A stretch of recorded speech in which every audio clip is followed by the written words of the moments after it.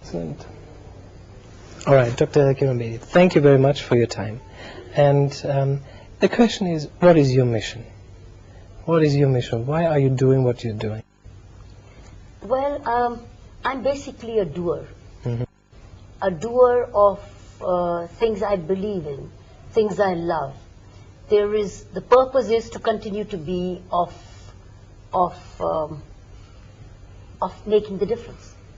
If I've learned something at a particular cost, whether it's my own time or energy, it's for sharing. It's not for keeping it to myself and dying with it. And if it's willingly being received and accepted, then why not?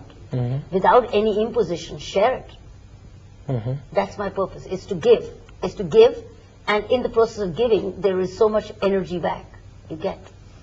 So, talking about leadership, so what is true leadership for you as you encountered? Because there's a lot of books around, but what makes a true leader for you?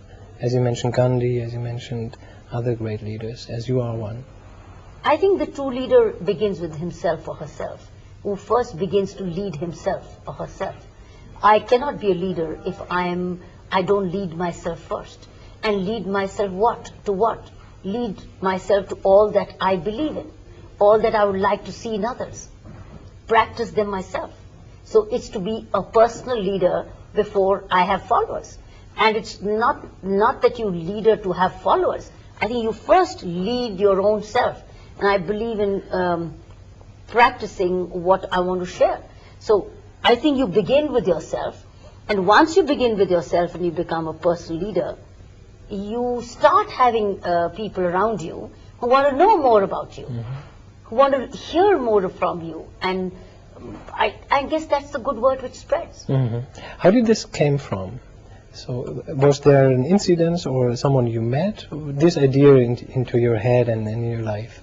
I do believe leadership grows Mm-hmm. with you. You learn, you acquire, you train, you read, you observe, but you also grow first. Mhm. Most of the qualities we're talking about, which we love to see the best in leaders we follow, Nelson Mandela or Mahatma Gandhi or Martin Luther King or Mother Teresa or Margaret Thatcher or Golda Meir, you name the leaders. You look at those qualities and you start wondering, when did they grow? And you go back to their autobiography and you realize that they were doing this exactly when they were school kids. Mm-hmm. Or they were doing this while they were studying, or they were at work very early on in life. So you realize that it rewinds, it goes back very early. Mm-hmm. So I think it grew certainly, and they come from home, they come from school, they come from your neighborhood, they come from the way you spend your time as a student. So it's the way you grow, the way the environment, the upbringing, the education, your teachers, they all play a contributory role. And what do you imbibe out of that? We all make our choices. We imbibe what is being, sometimes it's not right being spread around, but we reject it all.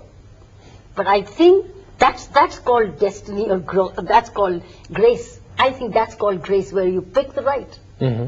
And do you think that someone who said, well, I wasn't a good leader before, he could start, and what should he do in order to grow? First I think with that's himself? the first recognition that he needs to lead himself. The leadership has begun. The fact that you recognize your own deficiencies or inadequacies, you're starting being a leader for yourself. Mm-hmm. I think as long as you say, I have nothing more to learn, I'm perfect, you're all fools, and it doesn't matter, I'm fine, well, you're a leader in a negative way for yourself. Yeah. So, and I guess the leadership of yourself is a never-ending trip and story. So how do you lead then other people or people when you're not there? So how do you lead your prison? How did you change this? So what was your leadership method towards others in order to change? By personal example. You have to do always personal example. Particularly if you're in executive assignments, then you lead. You're a good teacher, you read more, you prepare more, you deliver better. You're a role model of a teacher who is loving research, who is preparing before coming, who loves the delivery, who enjoys doing whatever he or she does. You're leading by example. Similarly, if you are in the field of the executive field, which I am, you lead the way. And then you become a follower too. Mm-hmm. That's another good quality of a leader, is the leader is willing to be a follower. And you are following I follow sometimes my colleagues who are doing a better job. I like to be behind them and let them lead. And while I watch and wait and see how well they're doing, for me that's a reward of having led them one day and being a follower, because that means what you taught them has got assimilated. That's true. So you are impacting a sort of an environment, a climate where people excel and do the best they can. So how important is in this environment what you create in your prison, clarity and transparency? You see, the point is that, as I said, that when you are on particular assignments, you do a needs analysis. You decide your priorities, and then by instinctive priorities, you have the professional skills. If you have the professional skills and the right intuition and the right observation, the right analysis and the right prioritization, you decide your journey. You don't go meandering and going in circles. You know your roadway. You know your direction. You know the vehicle which you should sit in, and you know the mechanics of the vehicle. You know how to drive it. So you're on the highway. So I guess once you know your journey and you know who your passengers are and you know your milestones, you know how to read the map, you are taking everybody through the right journey. You're not making them lose the way. But if you don't know, then the first thing is to start knowing, start learning. It's any job which I got into, whether it was prisons or police or administration, wherever work I went in, I was not expected to know it from day one. But the first thing I did was to start learning on the job as much as I could.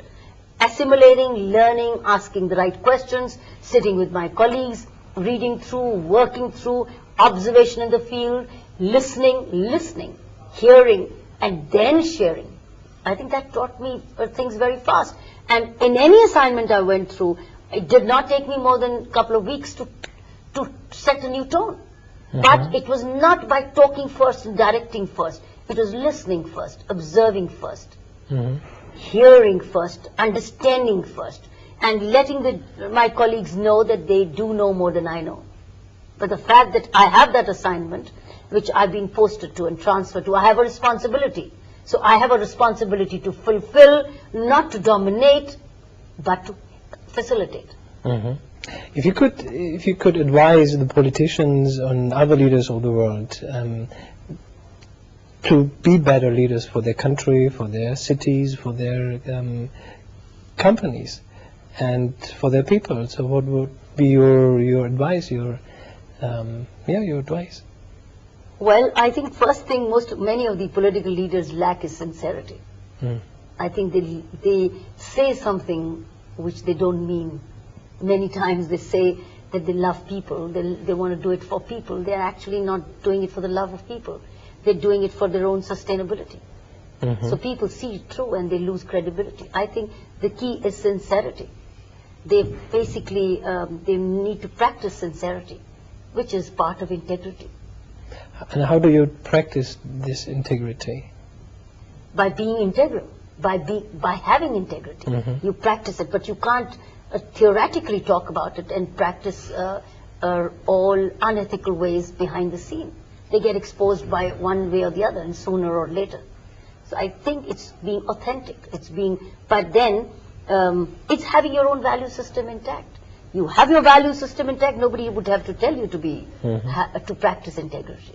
But if you don't have your value systems, they're corrupted. You will show one face, but actually you'll be something totally different. And that different face then one day will get exposed. And that's why none of these small timers stay on forever. They come and go. They're like bubbles. But they're happy with being bubbles. Right, that's true. And you're in so many projects at the same time. What are the projects that are the most close to your heart right now? Well, I have projects in the rural areas where I'm reaching out to the poor children in education and into vocational training for women, to self-employment and small savings for women, and then into environment issues like watershed management, so that's a rural package. Then we have working in the slums where their children don't have nearby schools, so we provide a lot of schooling to these poor children in the urban slums. And then we work a lot in the prisons, work with children in the prisons, because many children are there with their Indian mothers. The Indian prisons allow them. So we are running schools inside Indian prisons for the children so that they grow up to be good citizens. But we then take them into boarding schools after the age of 4. We work with women prisoners so that they get rehabilitated and learn a trade so that at the time of release they can self-help and start their life again. We work with drug addicts, as a treatment center. It's an indoor treatment rehabilitation center. So there's a variety of family counseling centers for women victims of domestic violence. So I have 2 very large NGOs, non-governmental foundations, which are running these programs. And each day by these 2 programs, thousands and thousands of people benefit. And it's all paid for, salaried work. It's not just all voluntary. It's paid for. While I work in my honorary capacity, all the staff, about 350 of them, are well-paid, committed staff, trained staff, qualified staff, whether they're teachers or doctors or counselors or trainers. And what drives you? So what drives you? What makes you doing all this? And to say, okay, I'm spending with all my energy and love and standing here in front of the people and sharing. What is it? Well, for me, life has a purpose. There's a larger purpose in life. Life is just not without a purpose. There's a reason why I'm breathing. There's a reason, and I have to. It's loving the purpose. We all decide our purposes. For me, to be of larger good and for larger service is my purpose. So, I think that's the purpose. It drives me. Nobody drives me. I drive myself. For the purpose, I am happy where I am. I believe in sharing and giving. But I also believe in recharging my batteries, and such events are like recharging my own batteries. So there is a larger purpose in life, which sometimes grows with you and becomes an attitude and a habit of giving, sharing, interacting, communicating, learning, listening. Oh, wonderful. So talk about listening and learning. What personality you encountered during your life give you a big insight, or say, oh, now I know, or what incidents happened that you said, oh no, now I'm more clear than before? I think it's been day by day. You can't say I've arrived. I just say I continue to be a student. I can't say I've arrived, but I know my journey.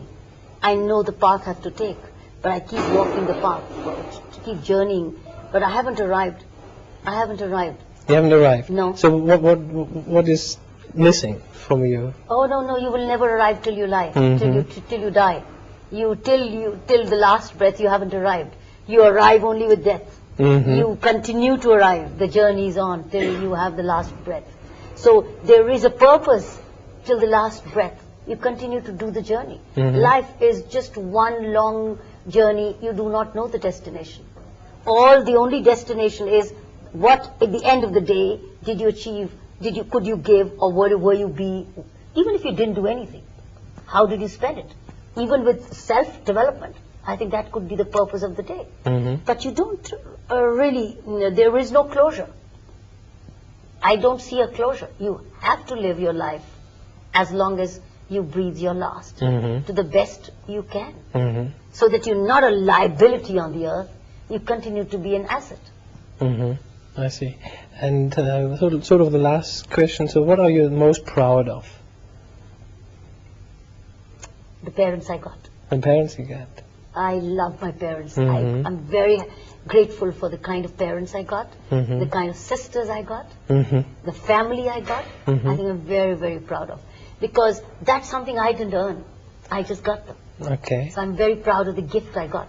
A gift given by destiny, the kind of my mother, the kind of father, the kind of loving sisters I got, a very understanding husband I got. I have a wonderful family.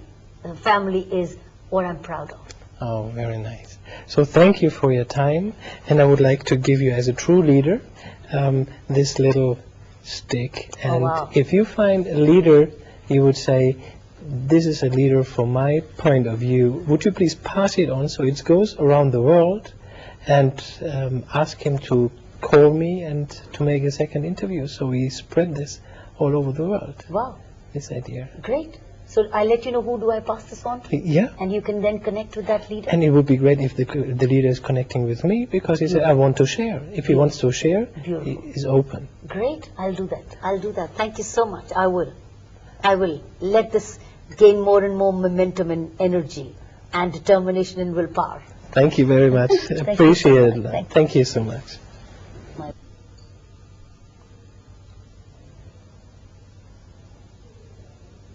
I've been to Boston. I went to speak to some Indian groups there when Oh, I was really? working with the United Nations. Mm, I nice. did go to Boston. Thank you, you got it? Thank you.